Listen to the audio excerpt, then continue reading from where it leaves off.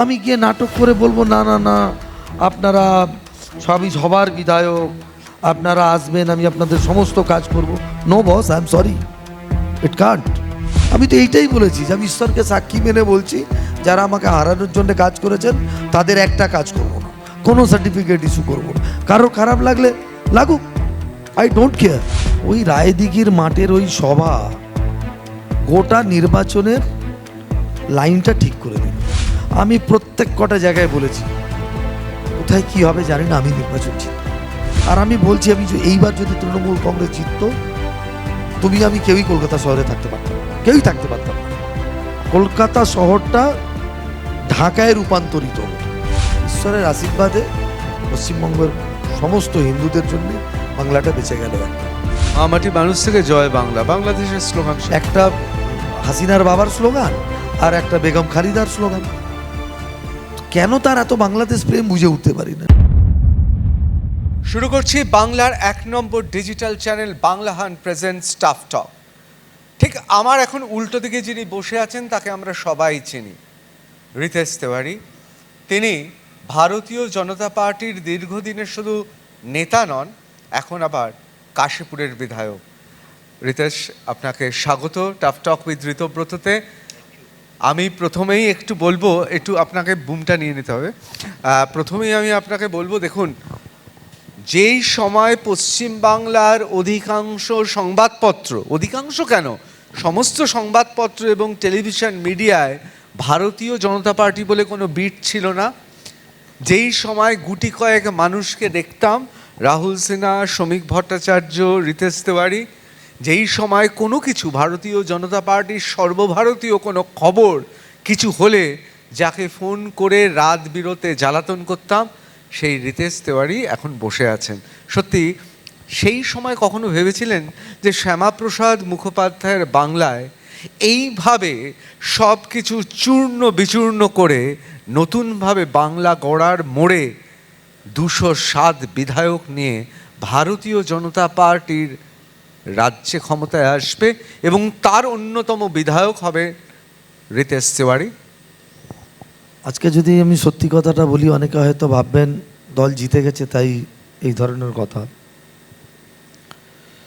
তোমারই তো তা মনে হবে 2020 তুমি তখন এক অন্য চ্যানেলে, আমি সেদিনকে তোমাকে বলেছিলাম, তুমি বলেছিলে 2021-এ কী হবে, এই যা চলছে এইভাবে করে কি পশ্চিমবঙ্গে বিজেপি জিততে পারবে? আমি সেদিনকে যে উত্তরটা দিয়েছিলাম, আজকে আমার উত্তরটা আজকেও একই আছে। আমি সেদিনকেও বলেছিলাম বিজেপি জিতবে না, তৃণমূল হারবে। আর আজ আমি তোমার সামনে বিধায়ক হিসেবে বসে আছি। আমি জানি না এই জয়টাকে অনেকে অনেক রকমভাবে ব্যাখ্যা করছে। আমার বিশ্বাস বিজেপি জেতেনি, তৃণমূল হেরেছে, মানুষ জিতেছে। বাই প্রোডাক্ট আমরা বিধায়ক হয়ে তোমার সামনে বসে আছি। এই যে 5-5.5 বছর এই রাজ্যে মানুষ মন বানিয়েছিল তৃণমূলকে সরাবে। পিপুল আর লুকিং ব্যাডলি অল্টারনেটিভ। আমি 2008 নির্বাচনের, আমার এখনও মনে আছে, একজন বড় সাংবাদিক ছিলেন, পরবর্তীকালে তিনি রাজনীতিও করেছিলেন, একটা টাইম বিধায়কও ছিলেন, খুব তৃণমূল ঘনিষ্ঠ ছিলেন। আমার দলীয় দপ্তরে তখন বিজেপির রাহুল সিনহা বিজেপির সাধারণ সম্পাদক, আমি যুব বিজেপির কেন্দ্রীয় কমিটির সদস্য। আমরা একসাথে বসে আছি, তিনি এসছেন। পঞ্চায়েত নির্বাচন 2008 প্রায় শেষ হয়ে গেছে। বলছে, জানো রাহুল কি হবে? কিছুই হবে না। ওই শুভেন্দুর জন্য পূর্ব মেদিনীপুর আর অ্যান্টি ইনকামবেন্সিতে দক্ষিণ 24 পরগনা বাদ দিয়ে কিচ্ছু হবে না তৃণমূলের। কিন্তু যখন রেজাল্ট বেরোলো সব উল্টে গেছে। নিচুতলায় মহাজোট হয়েছে, কংগ্রেস, সিপিএম, তৃণমূল, কে কোথায় কি করেছে নোবডি নোজ। এন্টায়ার প্রায় দক্ষিণবঙ্গে সিপিআইএম হারতে পারে, রাজ্যের মানুষ ওই প্রথম ফিল করতে শুরু করলো। এবং তো আমরা দেখলাম 2009 সাগর থেকে নিয়ে পাহাড় কোথাও তৃণমূল নেই। একটা সিট হয়তো মানে যেখানে তৃণমূল জিততে পারবে না সেই সিটটা বিজেপি জিতে গেল, যশবন্ত সিং। 2009-এর লোকসভার কথা, লোকসভা নির্বাচন। তারপরে 2011-র ওই পরিবর্তন মানুষ দেখেছে। আমি একজন রাজনৈতিক কর্মী, সর্বক্ষণের রাজনৈতিক কর্মী। আমি বিধায়ক হওয়ার পরে এখন অবধি বাসে উঠিনি।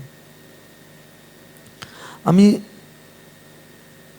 প্রার্থী যেদিন ঘোষণা হয়েছে তার একদিন আগে বাসে চড়ে আমি এই আমার অফিসে আসতাম। আমার বাড়ির নিচ থেকে 220 টাকায় পার্টি অফিস আসা যেত।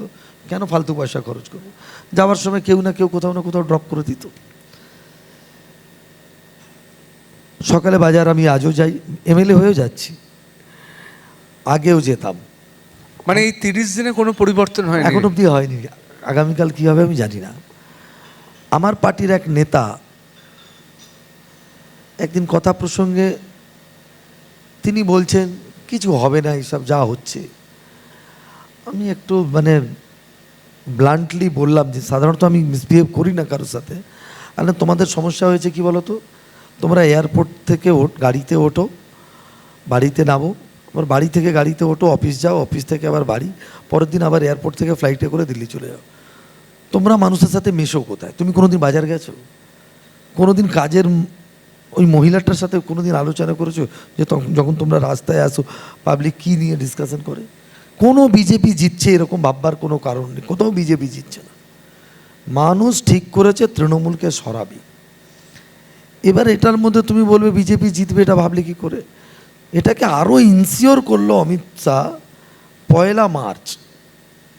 ওই রায়দিঘির মাঠের ওই সভা গোটা নির্বাচনের লাইনটা ঠিক করে দিল। আমরা এই রাজ্যে ক্ষমতায় আসার 45 দিনের মধ্যে স্বচ্ছতার সাথে সমস্ত 4-4.5 লক্ষ শূন্য সরকারি পদ আমরা চাকরি দেব। আমরা 7th পে কমিশন দেব। আমরা প্রায় যত সরকারি পদকে বিগত দিনে অ্যাবলিশ করা হয়েছে আমরা ওটাকে রিইনস্টিট করব। এই যে 3টে লাইন, কেউ মানুক কেউ না মানুক, মানে ওইটা মাইলস্টোন ছিল, ওটা মোড় ছিল। কারণ লোকে বলতো সবার মানে চ্যাটার কী ছিল, এখন তো নতুন শব্দ চলে বাজারে, chatter. What was the chatter? বিজেপির নেতা নেই, বিজেপি জিতলে মুখ্যমন্ত্রী কে হবে, আর ওই তো নেগেটিভিটি।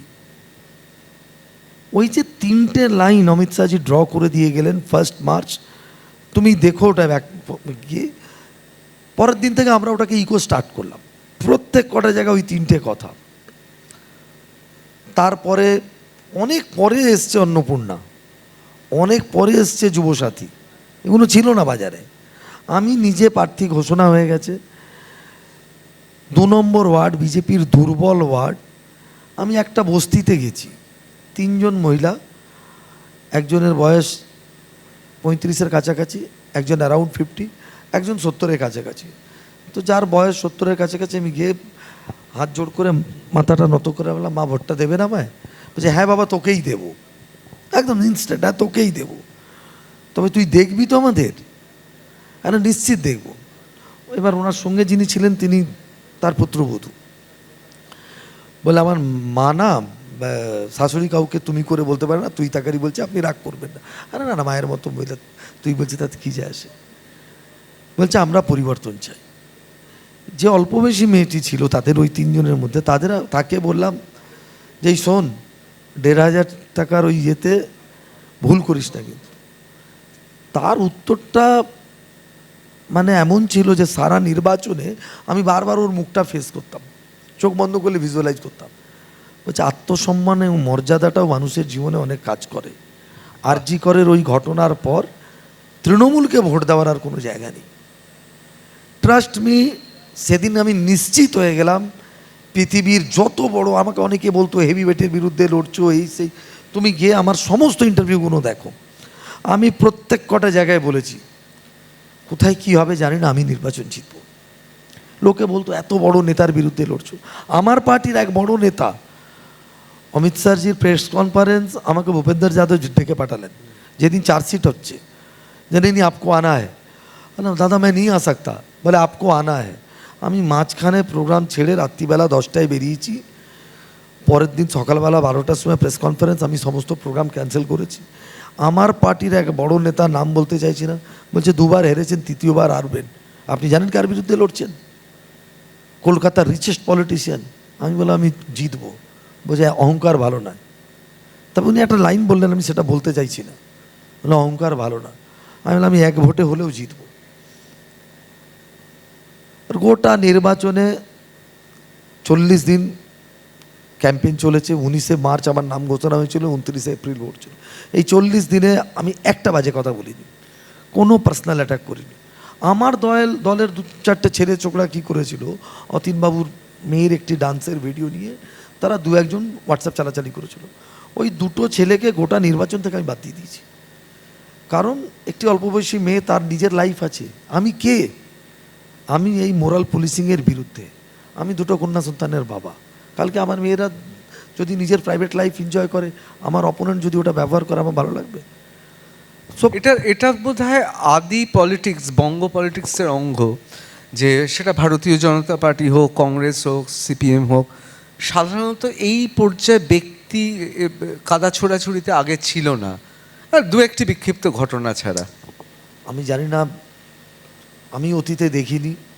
কারণ আমি দেখেছি তপন শিকদারের বাড়িতে সোমেন মিত্রকে আসতে।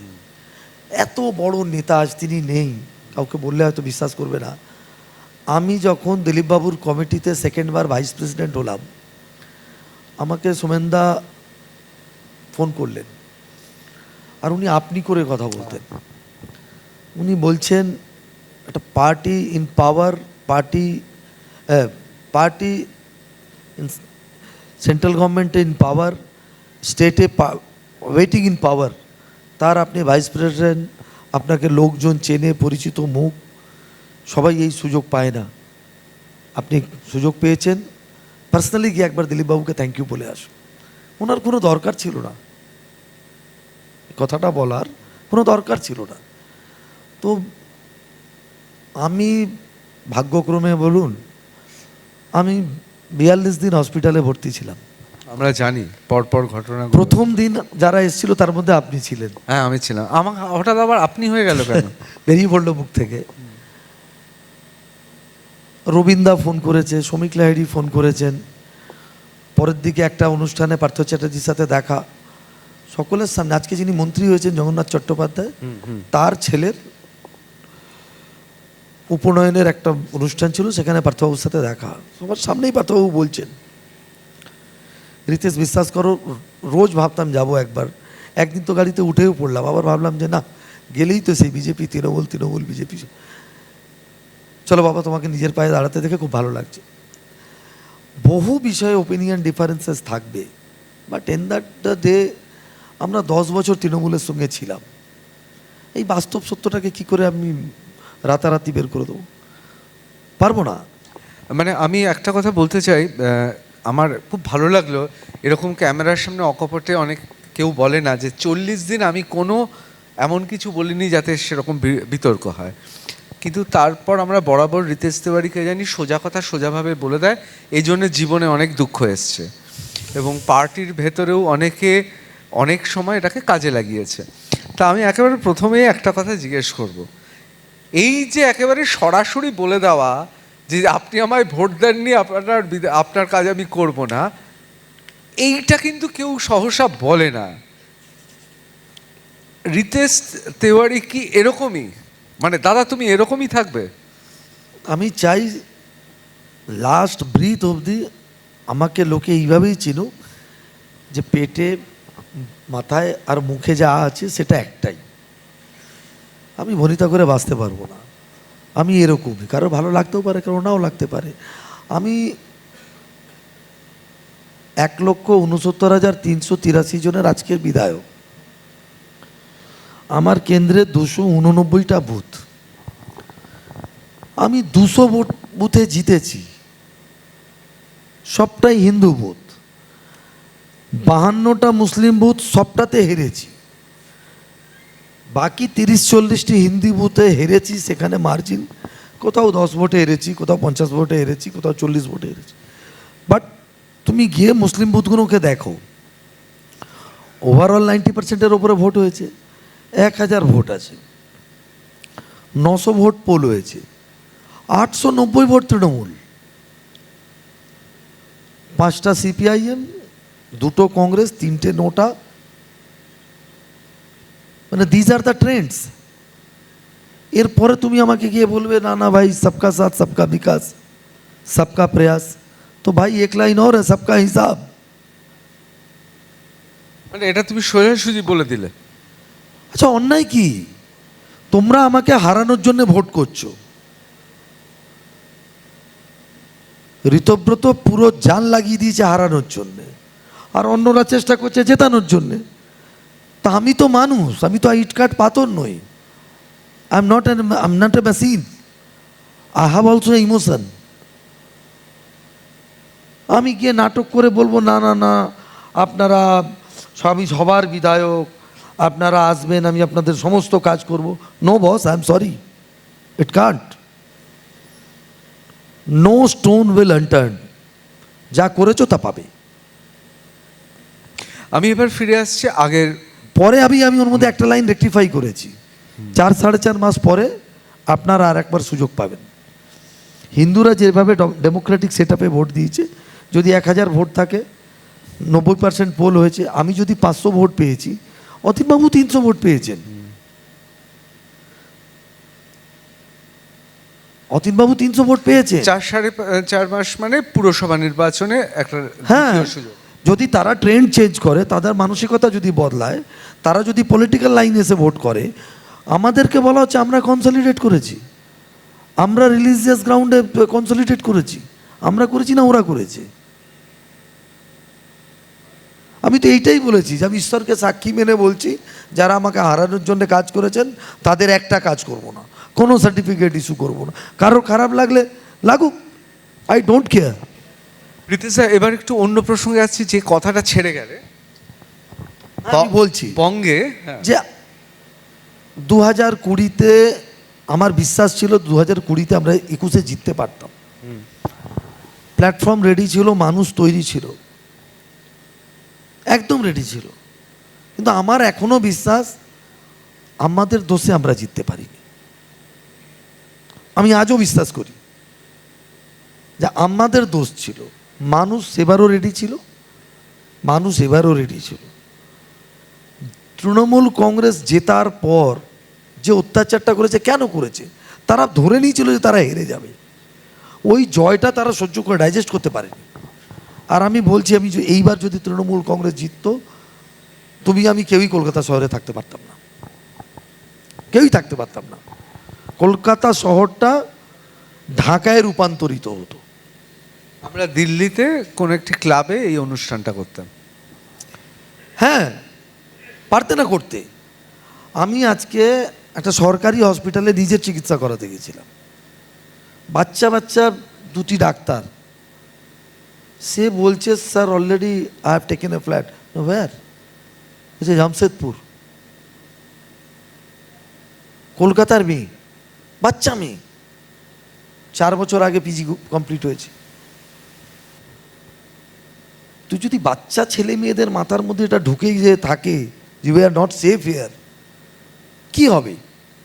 40 লাখ বাঙালি ব্যাঙ্গালোরে থাকে, 8 লক্ষ ভোটার। উত্তর কলকাতার লোকসভার চেয়ে বড় কেন? ভালোবেসে গেছে। তার মধ্যে 40 লাখের মধ্যে হিসেব করে দেখব 39 লাখ হিন্দু হবে, কেউ ভালোবেসে যায়নি। যে একটু আর্থিক সচ্ছল আছে, কেউ পড়াশোনা করতে যাচ্ছে, আর যার নেই তারা চাকরি করতে যাচ্ছে, কেউ হায়ার স্টাডিজের জন্য যাচ্ছে। বেঙ্গালুরু হচ্ছে ফার্স্ট চয়েস বাঙালির কাছে আজকে। ঈশ্বরের আশীর্বাদে পশ্চিমবঙ্গের সমস্ত হিন্দুদের জন্য বাংলাটা বেঁচে গেল একবার, নয়তো কি বাংলাদেশ হয়ে যেত। বাকি আছে কিছু, একাধিক ইনস্ট্যান্স আছে। দেখো, সত্যি কথা বলতে পশ্চিমবঙ্গের টেস্ট চেঞ্জ সেদিন হয়েছিল যেদিন পশ্চিমবঙ্গবাসী বুদ্ধদেবের জায়গায় মমতা ব্যানার্জিকে মুখ্যমন্ত্রী বানিয়েছিলেন। 1000 ওপিনিয়ন ডিফারেন্সেস আছে, but so far Mamata Banerjee and Buddhadeb is concern, বুদ্ধবাবুর কোনো তুলনা হবে না মমতা ব্যানার্জির সাথে। বাঙালির টেস্ট চেঞ্জ হয়ে গেছিল সেদিন, যেদিন বুদ্ধবাবু পরিবর্তে খুব গুরুত্বপূর্ণ পর্যবেক্ষণ। রাজ্যবাসী মমতা ব্যানার্জিকে বেছে নিয়েছিলেন। আচ্ছা, যে মমতা ব্যানার্জি নিজে দাঁড়িয়ে থেকে বিধানসভা ভাঙচুর করিয়েছিলেন, সেই রাজ্যের মুখ্যমন্ত্রী হয়ে গেল। কারণ ক্রেডিট গোস টু সিপিআইএম, তার জন্য CPIM, all credit goes to CPIM. ওই ছবি দেখার পর বাঙালি তৃণমূল জেতাতে পারে? 2016 সবাই দেখছে, চলছে চারিদিকে সারদার ইয়ে, তারপরে আবার কি অদ্ভুত অদ্ভুত রাজনীতি বাঙালি দেখেছে। 1952 থেকে নিয়ে 2011 অবধি দুটো রাজনৈতিক দল, দুটো ভিন্ন মেরুতে এক অপরের সঙ্গে লড়াই করলো। 2016 তারা আবার জোট বেঁধে নিল। কলকাতার বড় বড় যারা, মানে কি আর বলবো, ট্যাগলাইনটা বললাম না আর কি, তারা ডিকটেটর, তাদের মালিক বসিয়ে তাদের সেটেলমেন্ট করিয়ে দিলেন। কেন মানুষ ভোট দেবে? 2016 তৃণমূল হারতে পারত, একা সিপিএম হারাতে পারতো যদি তৃণমূল 2016 কংগ্রেসের সাথে, সিপিএম কংগ্রেসের সাথে যদি জোট না হতো। আচ্ছা রিতেশদা, একটা কথা বলো, যে তোমরা তো একেবারে আদি বিজেপি কি আমি, তুমি জিজ্ঞেস করলে আমাকে বলতে হবে যারা পুরনো বিজেপি, 4 মের 12টার আগের বিজেপি শুধু নয়, একেবারে সেই সময়ের বিজেপি, যখন আমরা বিজেপি বলতে শাস্ত্রীবাবুকে চিনতাম, আমরা চিনতাম রাহুল সিনহা, শ্রমিক ভট্টাচার্য, তোমাকে, অবশ্যই তথাগতবাবুকে। তা একটা বাচ্চা জন্মালো, বাচ্চা হসপিটালে তার পথ্য ওষুধ সব কিছু নিয়ে তুমি গেলে, আজকে সেই বাচ্চাটা বড় হয়ে একেবারে তাসের ঘরের মতো ভেঙে পড়লো, খারাপ লাগছে না? অর্থাৎ ভারতীয় জনতা পার্টি এবং অটল বিহারী বাজপেয়ী তার মতো শ্রদ্ধেয় ব্যক্তিত্বের আশকারাতে তৃণমূল কংগ্রেসের জন্ম, এবং আমি জানি না যে সেই সময় অর্থের যোগান, সুটকেস ভর্তি টাকা এগুলো রিতেশ তিওয়ারি নিয়ে গিয়েছিল নাকি আমি জানি না, এটা যাই হোক। তা কালীঘাটে এইভাবে যারা সাহায্য করলো, সেই দলটার আজকে এই অবস্থা হলো, দেখে খারাপ লাগছে না? না, আমি মানে ঘটনাচক্রে আমি সমস্ত ঘটনার সাক্ষী। তুমি কি সুটকেস নিয়ে গিয়েছিলে? আমি কোনোদিন যাইনি, ওটা সুটকেস নিয়ে টাকাটা যেত না, ওটা তুমি বুঝেও হয়তো বুঝবে না বা অনেক আর বলবে না। টাকা কিভাবে যায় তুমি জানো, কারণ তুমি কর্পোরেট ডিল করো, তুমি টাকা কিভাবে যায় এটা তুমি জানো না। যদি বলা হয় তাহলে অন ক্যামেরা অসত্য কথা বলা হবে। তো আমি জানতাম টাকা কিভাবে গেছে, কোন চার্টার্ড বিমানে কে কখন যেত আসতো, কারণ ঘটনাচক্রে ওই সময় পার্টির এভিয়েশনটাও আমি দেখতাম, মিডিয়াটাও আমি দেখতাম, আর অল্প বয়স থাকলেও অনেক কাজ আমি ওই সময়েও করেছি, তখন লোকজন চিনতো না। আমি বাজপেয়ী সরকারের উত্থান দেখেছি, বাজপেয়ী সরকারের পতন দেখেছি, মমতা ব্যানার্জির রেলমন্ত্রী হতে দেখেছি, মমতা ব্যানার্জিকে রেলমন্ত্রী থেকে পদত্যাগ করতে দেখেছি। সুদীপবাবু হয়তো আমার যদি এই কথাটা শুনলে, মানে যদি দেখেন এই শোটা, তাহলে ওনার মনে পড়বে একাধিকবার, আমি আজ অন ক্যামেরা প্রথমবার বলছি, যে বোঝাও তোমাদের দলের নেতাদের। সুদীপ দা এমনি কিন্তু টাফ টক এবং বাংলা হান্ট দেখেন, আমাকে উনিই বলেছেন, ঠিক আছে, কিন্তু আমি জানি না এই বিপর্যয়ের মধ্যে উনারা সময় পাচ্ছেন। মানে আমার সঙ্গে অত্যন্ত ভালো সম্পর্ক সুদীপদার চিরকালের। আমি ওনার স্ত্রীর বিরুদ্ধে দুবার লড়াই করলেও সেই ব্যক্তিগত সম্পর্কের মধ্যে কোথাও চিড় ধরেনি। না, এমনি বাঙালি ক্ষেত্রে কিন্তু স্ত্রীর বিরুদ্ধে কেউ লড়লে স্বামীর ভালোই লাগে। না, এটা আবার অনেক এর ব্যাখ্যাটা একদম ভিন্ন। না না, আমি এটা মজা করে বললাম। তো যখনই দেখা হতো ওই 401 402 MS ফ্ল্যাট, দিল্লি গেলে একবার লোকাল এমপি যাই দেখা করি, বারবার বলতো রিতেশ বোঝাও, রিতেশ বোঝাও, রিতেশ বোঝাও। তারপরে বিনা বিভাগের মন্ত্রী থেকে কয়লা মন্ত্রী হওয়ার পর্যন্তটাও আমার মাথায় আছে। 2006 বিপর্যয়ের পর ওই মাদ্রাসা ছাত্র ইউনিয়নের সভা থেকে নতুন পথ চলা যে শুরু হয়েছে, আমার সবটাই মাথায় আছে, আমি কিছুই ভুলিনি, সবই দেখেছি। তো আজকের যে বিজেপি, নতুন বিজেপি বলা হচ্ছে না, অনেকে কোনো সময় দিলীপ ঘোষকে গালবন্ধ করে থাকেন। যারা পুরনো দিনের লোকজন আছেন তাদেরকে জিজ্ঞাসা করবেন, 1991 অনওয়ার্ডস এইরকমই জোয়ার হয়েছিল বিজেপি অফিসে। আমরা রাজু বন্দ্যোপাধ্যায়কে বিজেপি জয়েন করতে দেখেছিলাম, আমরা জ্যোতিবাবুর জামাই ছিলেন দিলীপ রায় চৌধুরী, ক্যালকাটার শেরিফ, তাকে বিজেপি জয়েন করতে দেখেছিলাম। প্রাক্তন দুজন ডিজি রমেন ভট্টাচার্য এবং সুভাষ গোসাইকে বিজেপি জয়েন করতে দেখেছি। বুদ্ধদেব গুহ থেকে ভিক্টর ব্যানার্জি। ভিক্টর ব্যানার্জি নির্বাচন লড়লেন, 84,000 ভোট পেলেন উত্তর পশ্চিম কলকাতা, 36% অফ ভোট, 36% ভোট আমার মনে আছে সমস্ত। আমরা অমল দত্তর মতো স্বনামধন্য ফুটবলারকে জয়েন করতে দেখেছি। হরসিত ঘোষের মতো বড় মাপের উত্তর কলকাতার নেতা, উত্তর 24 পরগনা তৃণমূলের নেতা, এই কংগ্রেস না, তখন তো তৃণমূল জন্মায়নি। এগুলো আমার দেখা। পরবর্তীকালে যেই মুহূর্তে সরকারটা চলে গেল, ওই পার্টি অফিসে ওই গুণা, তার আগে মুজফ্ফর খান বলে এক নেতা ছিল, পার্টি অফিসে এলেই রোজ 2টো দালাল ধরে নিয়ে আসতো। পরে নিজেও তৃণমূল জয়েন করলো। ওই তপনদার আশেপাশে কত লোক, তপনদাও হারলেন, সরকার গেল, দলীয় দপ্তরে 2টো লোক পাওয়া যেত না। তা আমি ওগুলো দেখেছিলাম। ওই সময় তো হেন লোক দেখিনি, তখন টেলিফোন নেওয়ার জন্য তপনবাবুর কাছ থেকে চিঠি নিয়ে যেত। আমি বিষ্ণুকান্ত শাস্ত্রীকে রাজ্যসভা সদস্য হতে দেখেছি।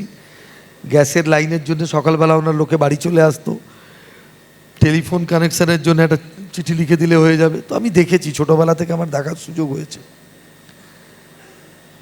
পার্টি অ্যাকচুয়ালি কি হয়, যখন সরকার তৈরি হতে পারে, এই দলটা জিততে পারে, এইরকম যখন একটা জায়গায় যায়, তখন আমরা যারা দলের মধ্যে বিভিন্ন দায়িত্বে আছি, আমাদের ল্যাজ গুজিয়ে যায়।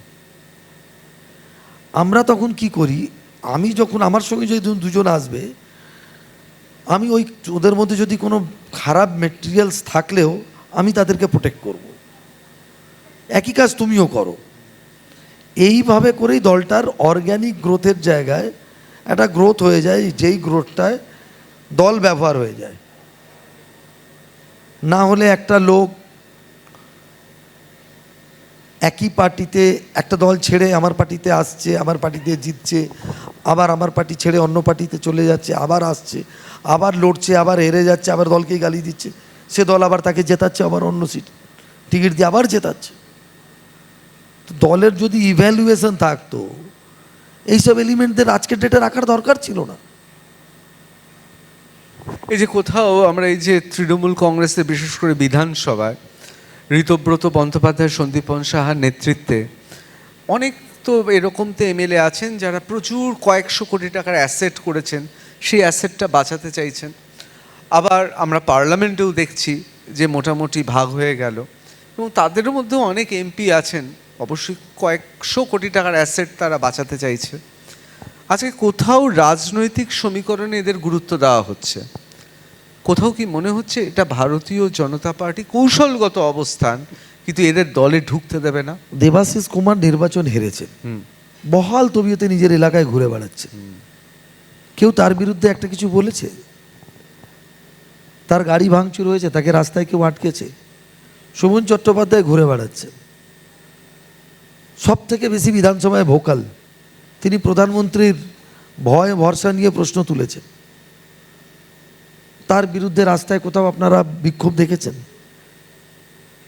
আমি আপনাকে প্রশ্ন করছি, আপনার ক্যামেরায় কোথাও কিছু ধরা পড়েছে? কারণটা কি? আমি ওই দলের এক নেতার একটা উদাহরণ দিই। তখন তিনি কংগ্রেসে, নির্বেদ রায়, একটি বেসরকারি চ্যানেলের একটি অনুষ্ঠানে আমরা দুজন একসাথে আছি। তখন তিনি তৃণমূলের বিধায়ক ছিলেন, মনক্ষুণ্ণ হয়ে আবার তৃণমূল ছেড়ে পুরনো দলে ফিরে এসছেন। আমাকে বলছেন, এই যে চারিদিকে সন্ত্রাসের বাতাবরণ তুমি যে দেখছো রিতেশ, এটার কারণটা কি? দেখো, কলকাতায় কই তৃণমূল সিপিএম মারামারিটা নেই কেন? এই সমস্ত মারামারিটা ওই জঙ্গলমহলে কেন? কারণ ওই এলাকায় তৃণমূল এমন অত্যাচার, সিপিআইএম এমন অত্যাচার করেছিল যে আমরা চেয়েও আটকাতে পারিনি। আমি তো তমলুকের বিধায়ক ছিলাম। আমার মনে হলো আজকের দিনে নির্বেদ বাবুর ওই উক্তির থেকে ভালো উদাহরণ আর হতে পারে না। বাহ,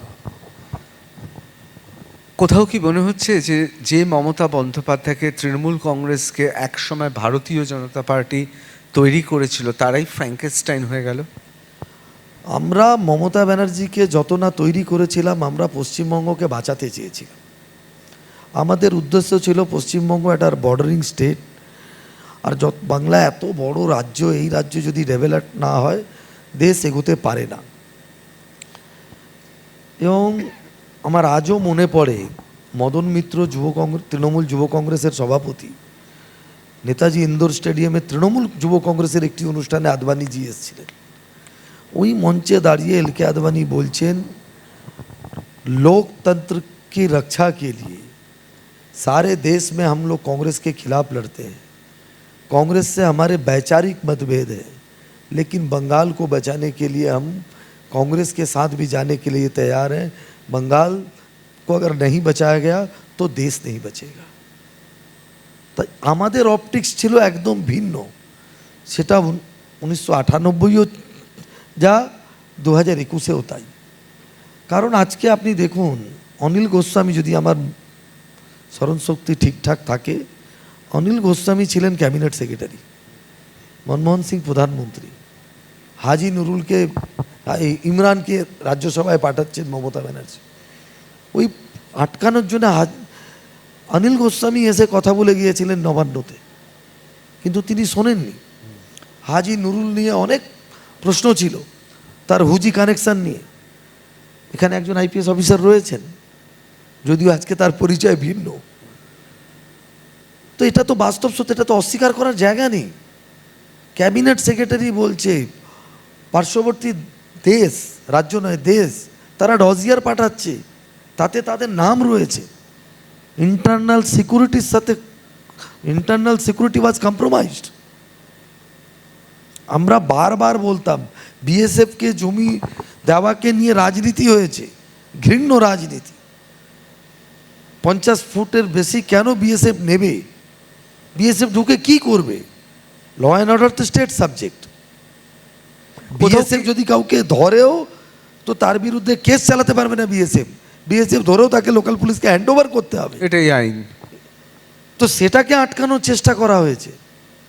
এটা তো কোনো সভ্যভদ্র রাজনীতি হতে পারে। এবং সর্বশেষ সংযোজন আম আদমি পার্টি ভাঙার আগে, আম আদমি পার্টি পাঞ্জাবে সরকার গঠন করার পর এই ইস্যুতে একটা ভগবন্ত মানের স্টেটমেন্ট আছে সেন্ট্রাল গভর্নমেন্টের বিরুদ্ধে? একটা স্টেটমেন্ট দেখান আমাকে। না, মমতা বন্দ্যোপাধ্যায়ের এই যে পরপর নিদর্শনগুলো বলা হলো, সর্বশেষ সংযোজন হচ্ছে যে তিনি ধর্মতলায় ধর্ণা মঞ্চে তো বললেন যে মাননীয়, এটা তার দাবি, আমি বলছি না, যে মাননীয় স্বরাষ্ট্রমন্ত্রী ফোন করে নাকি বাংলাদেশ থেকে কারা আসছিল তাদেরকে বাঁচানোর কথা। আমি এর উচ্চারণও করতে চাইছি না। কোথাও কি মনে হয় মমতা বন্দ্যোপাধ্যায় তাহলে রাষ্ট্র, দেশ, দেশের প্রতি ভালোবাসা, কোথাও কি তার খামতি আছে? ক্ষমতায় চারিদিকে থেকে মমতা ব্যানার্জি বদলে গেছে। এ মমতা সে মমতা নয়। আমি তার ভারতীয়তা, তার দেশাত্মবোধ দিয়ে আমি প্রশ্ন করতে চাই না। শুধুমাত্র ক্ষমতায় টিকে থাকার জন্য একজন নেত্রী, তার সমস্ত বক্তৃতার মধ্যে বাংলাদেশ প্রেম কেন? মা মাটি মানুষ কার স্লোগান ছিল? মা মাটি মানুষ থেকে জয় বাংলা, বাংলাদেশের স্লোগান। একটা হাসিনার বাবার স্লোগান আর একটা বেগম খালিদার স্লোগান। কেন তার এত বাংলাদেশ প্রেম বুঝে উঠতে পারি না। নির্বাচনে প্রচারের জন্য বাংলাদেশি নায়ক লাগে, স্লোগান বাংলাদেশি পছন্দ। পশ্চিমবঙ্গে জয় বাংলার কি ভ্যালু? জয় পশ্চিমবঙ্গ বলো, জয় মোহনবাগানও চলছে, জয় ইস্টবেঙ্গলও চলছে, জয় পশ্চিমবঙ্গই হবে না কেন? আর বিদ্রুপ করে বিজেপি নেতাদের দেখে জয় পশ্চিমবঙ্গ বলা। আজকে যারা এই ডিম ফিম নিয়ে যারা প্রশ্ন তুলছেন, অল ইন্ডিয়া প্রেসিডেন্ট জগৎপ্রকাশ নাড্ডা, ইট ছোড়া হয়েছিল, কৈলাস বিজেপির কি হাতে লাগলো। অমিত শাহ বিজেপির অল ইন্ডিয়া প্রেসিডেন্ট, বোতল ছোড়া হয়েছে কলেজ স্ট্রিটে, লন্ডনে নয়, উস্তিতে নয়। শ্রমিক ভট্টাচার্যের আঙুল কেটে নিত উস্তিতে। কি বলেছিল ববি হাকিম? দলীয় অন্তর্দ্বন্দ্ব। দিলীপ ঘোষকে লাথি মারা হয়েছে, ভিডিও ফুটেজ আছে আপনাদের কাছে। কতবার গাড়ি ভাঙচুর হয়েছে দিলীপ ঘোষের? শ্রমিক ভট্টাচার্যের গাড়ি ভাঙচুর হতে পারে, আপনি কেউ কল্পনা করতে পারে? যে লোকটার জীবনের মানে রাজনৈতিক সৌজন্যতার যদি বিগত 50 বছরের পশ্চিমবঙ্গের কোনো নিদর্শন দেখাতে হয় তাহলে শ্রমিক ভট্টাচার্য থেকে শুরু হবে এবং শ্রমিক ভট্টাচার্যতেই শেষ হবে। অজাতশত্রু বলা যেতে পারে রাজনীতিতে, তার গাড়িতে হামলা হয়। এবং বুদ্ধিমত্তায় সমস্ত রাজনৈতিক দল, মুখপাত্র, বক্তা, তিনি অসাধারণ বাগ্মী এবং একজন ইন্টেলেকচুয়াল, যথার্থ ইন্টেলেকচুয়াল বলে শ্রমিক ভট্টাচার্য পরিচিত। তার উপরে হামলা হয়, হতে পারে? আচ্ছা বলুন, ওই আদিবাসী নেতাটাকে যেভাবে মারলো ওই শিলিগুড়ির নাগরাকাটায়, ও তো বেঁচে আছে ওর ঈশ্বরের আশীর্বাদে, বেড়েই ফেলেছিল। আচ্ছা, শুধু একজন সাংসদ, রক্তাক্ত চেহারা। শুধু তো মমতা বন্দ্যোপাধ্যায় নয়, তার নিকট আত্মীয় অভিষেক বন্দ্যোপাধ্যায়, তিনিও তো নির্বাচনের প্রচারের সময় ডিজে টিজে ছেড়েই দিলাম, বলছি ইউনিয়ন অফ ইন্ডিয়া আসুক। নিশ্চয়ই শুনেছেন। আরে অমিত শাহর বাপ তুলে কথা। না, এরপরেও কি আপনি মমতা বন্দ্যোপাধ্যায় বা অভিষেক বন্দ্যোপাধ্যায়, অর্থাৎ মমতা বন্দ্যোপাধ্যায়ের নিকট আত্মীয়কে আপনি দেশদ্রোহী বা রাষ্ট্রদ্রোহী বলবেন না? বাংলার মানুষ তাদের অকাত বুঝিয়ে দিয়েছে, আর তাদের সম্পর্কে আলোচনা করা মানে প্রয়োজনের চেয়ে বেশি নাম্বার দেওয়ার মতো অবস্থা। আর এমনিতে আপনি যে আত্মীয়র কথা বলছেন, তিনি আঁচলের তলায় থেকে নেতা। লড়াইটা করুন, বুঝতে পারবেন বিরোধী রাজনীতি পশ্চিমবঙ্গে কী হয়। 2011-র পর আমার মনে আছে বিমানবাবু একদিন রাস্তায় নেমেছিলেন, ওই যে পাবলিক বাসে উঠে রানী রাসমণি থেকে আলিপুর জেল, এই যে 3-3.5 কিলোমিটারের যে স্ট্রেচ, ওই ঘাম মুছতে মুছতে তোয়ালে দিয়ে যাওয়া, তারপরে আর বিমানবাবুকে কোনোদিন রাস্তায় দেখা যায়নি, যদিও তার বয়সও আর পারমিট করে না। আমি যথেষ্ট শ্রদ্ধার সাথে বলছি, এটা আমি কোনো তাচ্ছিল্য করার জন্য বলছি না। তাহলে কি কোথাও বঙ্গ রাজনীতিতে রিতেশ তিওয়ারিরাই ব্যতিক্রম বা ব্যতিক্রমী? কেন বলছি, যে সেই হিসেবে বিরোধী রাজনীতি করার যে মেজাজ, সেটাই পশ্চিমবাংলায় কম। একমাত্র ভারতীয় জনতা পার্টি ক্ষমতায় নেই দীর্ঘদিন ধরে। রিতেশ তিওয়ারি, শ্রমিক ভট্টাচার্য, রাহুল সিনহা, এদের দেখেছি লড়াই করে যেতেন একটা মতাদর্শকে সামনে রেখে। আর বিভিন্ন কমিউনিস্ট পার্টি, আমি সিপিআইএম থেকে শুরু করে এসইউসিআই থেকে শুরু করে বিভিন্ন কমিউনিস্ট পার্টি তার মতো করে রাজনীতি করে, কিন্তু বৃহত্তরভাবে শাসকের বিরুদ্ধে রাজনীতি করার মানুষের সংখ্যা আসলে এই পশ্চিমবাংলায় কম, এটাই ধরে নিতে হবে। দেখুন, আপনি শাসকের বিরুদ্ধে রাজনীতি করতে গেলে আপনার সততার দরকার আছে। একটা কারাপ্ট লোক কোনোদিন আন্দোলন করতে পারবে না, সে দলের ভেতরে করুক, দলের বাইরে করুক। তার মানে বিরোধী দল হিসেবে তৃণমূল আর কোনোদিনই দাঁড়াতে পারবে না, পার্টিটাই থাকবে না। আমি আগেও বলেছি যে এই রাজ্যে তৃণমূল কংগ্রেস যেদিন হারবে, দলটাই থাকবে না। আজকে সায়নী ঘোষের স্ট্যান্ড এটা প্রমাণিত করে দিয়েছে যে আমি বহুকাল আগে, আমি 5 বছর ধরে যেটা বলছিলাম, তার প্রথম পদক্ষেপ আমি আজকে দেখতে পেলাম। এই রাজ্যের পলিটিক্স বিজেপি কংগ্রেস হতে চলেছে, মিলিয়ে নেবেন, সময় বলে দেবেন। এবার আমি সরাসরি একটু অন্য প্রশ্নে আসছি, যে রিতেশ তিওয়ারিকে দিনের পর দিন যখন পশ্চিম বাংলায় ভারতীয় জনতা পার্টি ক্ষমতার ধারে কাছে নেই, তখন থেকে তাকে দেখছি, কিন্তু পার্টি যখন শক্তিশালী হয়েছে, এই রিতেশ তিওয়ারিকে বহিষ্কারও করা হয়েছে। শ্রমিক ভট্টাচার্য সভাপতি হওয়ার পর আবার আপনাকে সাদরে ডেকে নেওয়া হয়েছে, এবং আজকে বিধায়ক। কোথাও কি মনে হয় যে আসলে শ্রমিক ভট্টাচার্য, রাহুল সিনহা, পার্টির পুরনো লোকগুলোই রিতেশ তিওয়ারির আসল তাদের চিনতে পারে, তাদের বুঝতে পারে, তাদের অনুধাবন করতে পারে? আমার আর শ্রমিকদার সম্পর্ক 1985 সাল থেকে, আমার 14 বছর বয়স।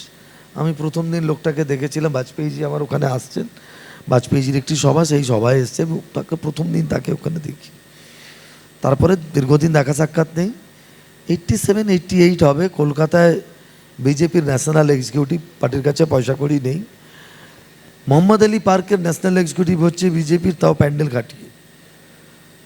তো তখনও দেখেছি। 89 থেকে তার সঙ্গে নিয়মিত যোগাযোগ। সমস্ত রাজনৈতিক দল তার কাঠামো মেনে পার্টি চালায়, আর পার্টির ইন্টারনাল পলিটিক্সে একটা সিকোয়েন্স কাজ করে। এটা যদি কেউ বলবে যে না করে না, অসত্য কথা বলা হবে। সিকোয়েন্স কাজ করে, ওই সিকোয়েন্সে 3-4 জনই মিলেই পার্টিটা চালায়। হ্যাঁ, আমার সাথে একটা ওপিনিয়ন ডিফারেন্সেস ছিল। আমি যদি একটু আবেগটাকে নিয়ন্ত্রণ করতে পারতাম তাহলে হয়তো ভালো হতো। আমি আপনাকেও একটা ইন্টারভিউ দিয়েছি, এখনও মনে আছে। না করতে পারলে ভালো হতো, কারণ এতদিন ছোটোবেলা থেকে আমরা পার্টিটা করেছি। আমরা যদি ভুল করি তাহলে পরবর্তীকালে আবার এসে আমরা যখন কাউকে বোঝাবো যে এটা করো না, তখন ওগুলো আমাদেরকে উদাহরণ হিসেবে জিজ্ঞাসা করা হয়। But still truth prevails. দিনের শেষে আমরাও মানুষ, কোনো সময় আবেগ নিয়ন্ত্রণে থাকে না। যেটা করেছিলাম সেটা না করলে ভালো হতো, তার মানে এটা নয় যেটা করেছিলাম সেটা অন্যায় করেছি। তবে আমার মতো লোকের না করা উচিত, ওটা থেকে বিরত থাকা আমার উচিত। ভালো লাগলো এই আত্মসমালোচনা, আত্ম উপলব্ধি। আমি সবশেষে একটাই প্রশ্ন করব। শ্রমিক ভট্টাচার্য রাজ্য সভাপতি, রিতেশ তিওয়ারি এখন ভারতীয় জনতা পার্টির বিধায়ক, পার্টির ঝোলাতে 207 বিধায়ক, কেউ তৃণমূল কংগ্রেস থেকে এসে, কেউ সিপিএম থেকে এসে, কেউ বা অন্যান্য ক্ষেত্র থেকে এসে আজকে রাজ্যের মন্ত্রী।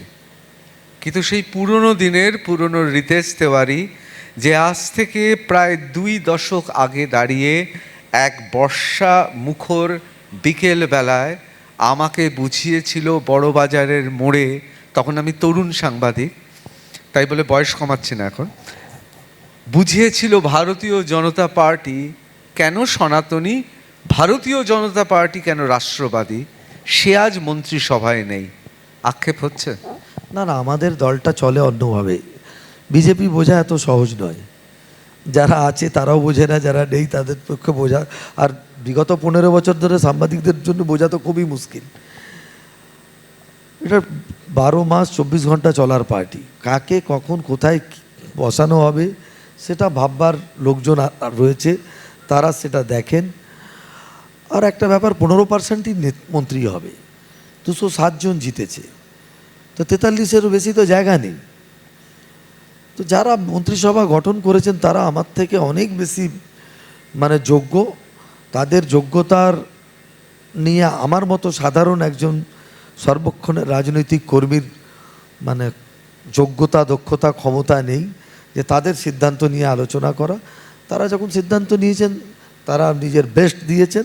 তাদের মনে হয়েছে যে এই 41 জনই সেরা 41। আমি নিশ্চিত এদের নেতৃত্বে, আজ বিভাগ বন্টন হয়েছে, এদের নেতৃত্বে যে সংকল্পপত্র আমরা প্রকাশ করেছি সেখানে ইতিমধ্যে বেশ কিছু সিদ্ধান্ত আমাদের সরকার নিয়েছে। আগামী দিনে বাকি সমস্ত সংকল্পপত্র যা আমরা ঘোষণা করেছি, কারণ ওই ঘোষণাগুলোর সঙ্গে নরেন্দ্র মোদীর নাম জড়িয়ে রয়েছে, সেটা পূরণ করার দায়িত্ব এই মন্ত্রিসভার আছে। তারা যোগ্যতার সহকারে তারা পূরণ করবেন। আমরা বিধায়ক হিসেবে আমরা আমাদের কনস্টিটুয়েন্সির কাজ, বাকি কাজ এবং দল বা সরকার আমাদেরকে দিয়ে যা করাতে বলবে, যদি ঘাস কাটতে বলে সেটাও এত গুছিয়ে ঘাস কাটা হবে যাতে লোকে বলবে যে এই লোকটা অন্তত ঘাস কাটতে জানে। অসংখ্য ধন্যবাদ। আমি শেষ প্রশ্নটা করার জন্যে আমি দর্শক আসনে প্রাক্তন আইপিএস অফিসার, দুধে পুলিশ কর্তা, আমি তন্ময় রায়চৌধুরী মহাশয়ের কাছে চলে যাচ্ছি। আমি চাইব তিনি প্রশ্ন করবেন, কারণ আমি কাশীপুরের বা বিধানসভার প্রশ্নটা আমি তার কাছ থেকেই শুনতে চাইব। আপনার বিধানসভা এলাকার মধ্যে একটা অত্যন্ত গুরুত্বপূর্ণ রেলওয়ে স্টেশন পড়ে, কলকাতা স্টেশন। এই স্টেশনটা এবং তার সারাউন্ডিংস, এর উন্নতি নিয়ে কি আপনার কোনো পরিকল্পনা বা কোনো চিন্তাভাবনা আছে? 100% আছে, কারণ কলকাতার স্টেশনটা ঠিক আরজি করের উল্টো দিকে, দুটোর কোরিলেশন আছে। এন্টায়ার ট্রাফিক সিস্টেমটা কলকাতা স্টেশন হওয়ার পর থেকে পুরো ঘুরে গেছে। তারপরে ব্রিজের অবস্থাটা অত্যন্ত খারাপ, যে আরওবিটা রয়েছে যেটা বেলগাছিয়া কানেক্টর, তার অবস্থা খুব শোচনীয়। আমি নতুন সরকারের কাছে, প্রত্যেক বিধায়কদের কাছ থেকে সরকার কি করা যেতে পারে কনস্টিটুয়েন্সিতে, তাতে ওই রোডটা সংস্কারের দাবি জানিয়েছি। কারণ রোডটা যে কোনো সময় পড়তে পারে, তার অবস্থা ভালো নয়, দীর্ঘ 70 বছর পুরনো রোড। কলকাতা স্টেশনকে কেন্দ্র করে যেটা সবচেয়ে হঠাৎ করে তৈরি হওয়া, লোকাল ওই এলাকার যে জনবিন্যাস, একটু আগে যেটা বলছিলাম আমি, যারা আমাদের ভোট দেয়নি তাদের দ্বারা নিয়ন্ত্রিত, তারা কি করেছে, ট্যাক্সির বুথটা তারা নিয়ন্ত্রণ করে ফেলেছে। যে প্রাইভেট বাসগুলো মোস্টলি ওখান থেকে বাস ছাড়ে মানে দুই মেদিনীপুরের বিভিন্ন জায়গায় এবং সামান্য কিছু হুগলির দিকে যায়, ওই প্রাইভেট বাসগুলোর মানে পার্কিং থেকে শুরু করে তাকে অপারেটিভ পার্টটা পুরোপুরি দখল করে রেখেছে।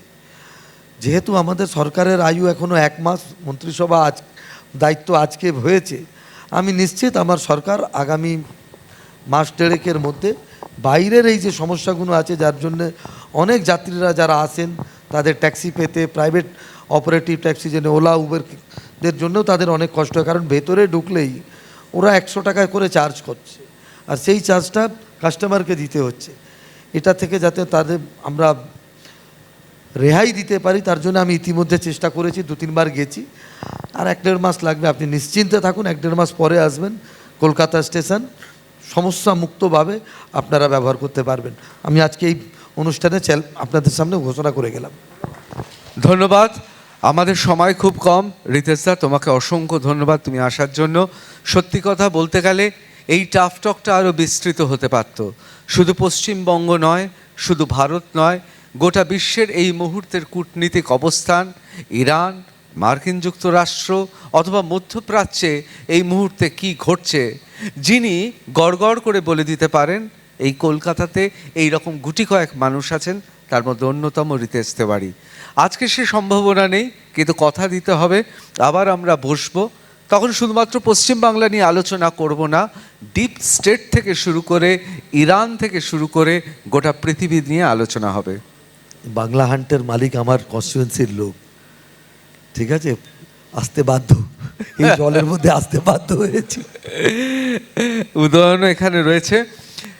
Tough talk with Ritabrata, Bangla hunt presents tough talk with Ritabrata এখানেই শেষ করছি, কিন্তু না, এটা তো শুধুমাত্র প্রথম পর্ব। এরপর আমরা রিতেশ তেওয়ারিকে নিয়ে আসবো দ্বিতীয় পর্বে। আর কিছুটা দিন যাক। আরো ভালো ভালো খবর দেখতে সাবস্ক্রাইব করুন বাংলা হান্টের ইউটিউব চ্যানেল। বাংলা হান্টের আরো খবর দেখতে নজর রাখুন। বাংলা খবর মানেই বাংলা হান্ট।